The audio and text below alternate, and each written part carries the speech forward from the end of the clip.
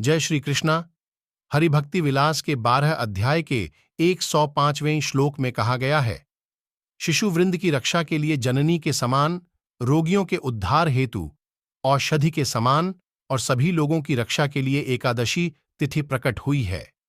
प्रत्येक मास में 2 बार आने वाली एकादशी तिथि यानी मनुष्य के आध्यात्मिक जीवन को तीव्र गति से आगे बढ़ाने का सुवर्ण अवसर एकादशी यानी ऐसा दिन जिसका पालन अगर पूर्ण श्रद्धा और भगवान के प्रति शरणागति से किया जाए तो वह मनुष्य को सर्वोच्च आध्यात्मिक गंतव्य यानी भगवत धाम भी प्रदान कर सकती है।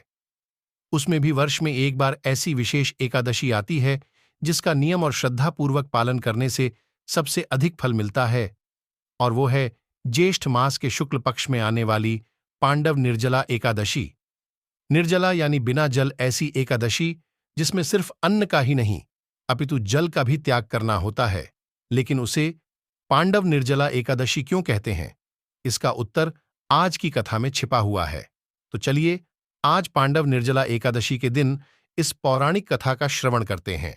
यह उस समय की बात है जब द्वापर युग का समय था। वो समय जब भगवान श्री कृष्ण की छत्रछाया में पांडव यानी युधिष्ठिर, भीम, अर्जुन, नकुल और सहदेव इस पृथ्वी पर विचरण कर रहे थे। उस समय की एक महत्वपूर्ण कथा है भीम और निर्जला एकादशी की। भीम से यानी पांडवों में से एक सबसे शक्तिशाली, जिनकी गदा के प्रहार से धरती कांप उठती थी। लेकिन आज उसी भीम के मुख पर चिंता की लकीरें साफ दिखाई दे रही थीं। आखिर ऐसा क्या हो गया था कि भीम जैसे वीर के मन में चिंता आ चुकी थी? तो इसका कारण था एक विशेष का पालन, और इस चिंता से मुक्त होने के लिए भी अपने पितामह श्लवेद व्यास जी के पास गए। आश्रम में प्रवेश करते ही भीम ने व्यासदेव को प्रणाम किया। व्यासदेव ने भी भीम के कांतिहीन मुख को देखकर समझ गए कि भीम के मन में कोई प्रश्न है। प्रेमपूर्वक उन्होंने भीम के सिर पर हाथ फेरते हुए कहा, आओ पुत्र, क्या बात है? सहस्त्र हाथियों के बल के धनी मेरे पुत्र के मुख पर आज चिंता क्यों दिख रही है? बताओ क्या हुआ? व्यासदेव के वात्सल्यपूर्ण वचनों को सुनकर भीम से बिखर गए। उन्होंने एक बच्चे की तरह आर्द्र स्वर में कहा, हे पितामह, मेरे परिवार में माता कुंती, बड़े भाई युधिष्ठिर, अर्जुन, नकुल, सहदेव और द्रौपदी भी मास में आने वाली दोनों एकादशी तिथियों का नियम पूर्वक पालन करते हैं। भ्राता युधिष्ठिर मुझे भी इस व्रत को करने के लिए कहते हैं। वे कहते हैं कि अगर मुझे अपने आध्यात्मिक जीवन में उन्नति करनी है तो मुझे भी यह व्रत करना चाहिए। लेकिन इतना कहकर भीम फिर से चुप हो गए और कुछ सोचने लगे। फिर व्यासदेव ने पूछा, लेकिन क्या भीम, वे सही तो कह रहे हैं? शास्त्रों में भी यही लिखा है कि जो व्यक्ति मास में आने वाली शुक्ल और कृष्ण पक्ष की एकादशी का पालन नहीं करता वो स्वर्ग की जगह नरक में जाता है। इसलिए हर व्यक्ति को इसका पालन करना चाहिए। इसमें संदेह कैसा? यह सुनकर भीम ने उदास स्वर में कहा, नहीं पितामह, शास्त्रों के कथन में कोई संदेह नहीं है, लेकिन मेरी समस्या यह है कि मैं भूखा नहीं रह सकता। एकादशी में पूरा दिन तो क्या, मैं एक क्षण भी बिना कुछ खाए नहीं रह सकता। आप तो जानते ही हैं पितामह कि मेरे उदर में वृक नामक अग्नि सदैव प्रज्वलित रहती है, और जिसके कारण मुझे दिन में कई बार बड़ी मात्रा में भोजन करना पड़ता है। और ऐसी स्थिति में मैं एकादशी कैसे कर सकता हूं, और वो भी मास में 2 बार? नहीं पिता नहीं, यह मेरे लिए संभव नहीं है। हां, अगर बहुत हुआ तो वर्ष में 1 दिन में उपवास कर सकता हूं, लेकिन इससे अधिक मुझसे नहीं हो पाएगा। इसलिए कृपया आप मुझे कोई ऐसा व्रत, तप या दान बताए जिसका केवल एक बार पालन करने से मुझे पूरे वर्ष की सभी एकादशी का फल मिल जाए।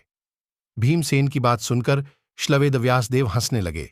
उन्होंने कहा, हे पुत्र, तुम्हारी समस्या मैं समझ गया हूं। अब ध्यान से सुनो। पद्म पुराण में कहा गया है, संपूर्ण संवत्सर यानी वर्ष में जितनी भी एकादशियां आती है उन सब का फल इस एकमात्र निर्जला एकादशी के पालन से प्राप्त हो जाता है, और उसमें कोई संशय नहीं है।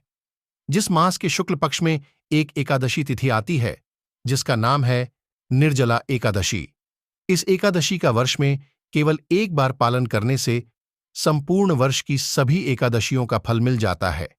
इस एकादशी में अन्न के साथ साथ जल का भी त्याग करना होता है।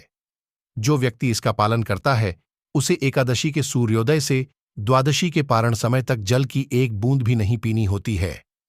अब मैं तुम्हें इस एकादशी से मिलने वाले अनंत पुण्य फल के बारे में बताता हूं। ध्यान से सुनना।